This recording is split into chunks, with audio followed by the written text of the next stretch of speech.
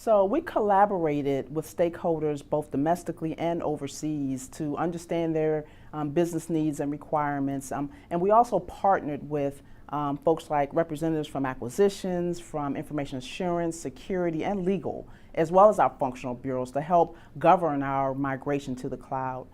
Because we truly believe that keeping the lines of communication open is important, leveraging expertise across the entire enterprise as far as the technology goes, but just really getting that built-in buy-in from the onset, because any kind of transformation of this magnitude requires that level of buy-in. So transformation to the cloud for the department has truly been a team sport.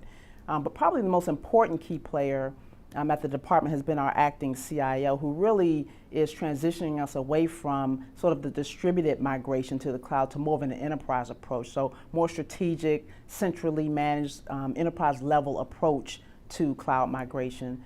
And so that's been a hallmark of her, it will be a hallmark of her IT strategy over the next 4 years and the department's IT modernization plan.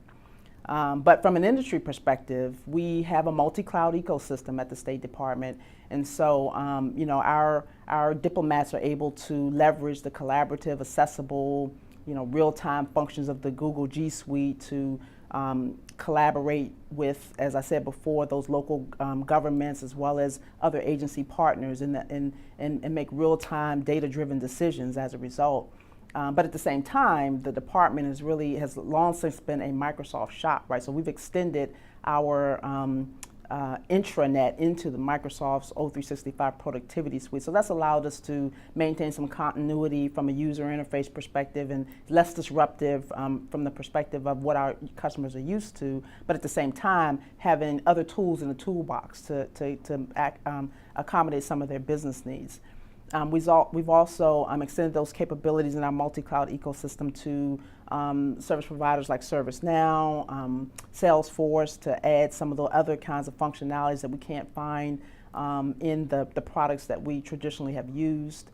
And so, again, that multi-cloud ecosystem, Google, Microsoft, ServiceNow, Salesforce, those are all parts of the multi-cloud ecosystem we're providing today. But as other requirements come along, we'll look at whether or not they can be met with the tools that we have in our toolbox, and we'll add additional capabilities in only as needed.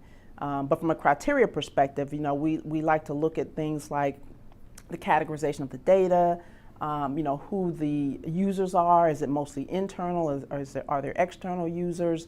What other workloads does the business need to interface with, and most importantly, the cost, the fee structure for a particular cloud service provider is a key component of really understanding what cloud service provider we want to leverage for a particular business need.